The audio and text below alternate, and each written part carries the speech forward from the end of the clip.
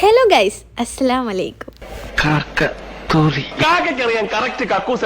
Yes guys, ഇന്നത്തെ intro തന്നെ ഏകദേശം തീരുമാനമായി. അല്ലേലും കാക്കക്ക് ഇപ്പൊ എവിടെയും കിട്ടിയില്ല കാര്യം സാധിക്കാൻ.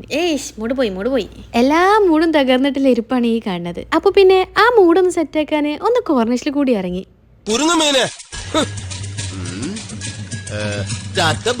അമ്പനെയും അല്ല പടച്ചു, ഈ പാവപ്പെട്ട ഞമ്മളെയും അല്ല പടച്ചു.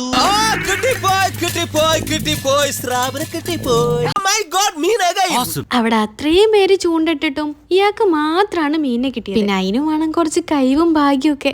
എന്തായാലും മൂപ്പർക്ക് അതുണ്ട് എന്ന് മനസ്സിലായി.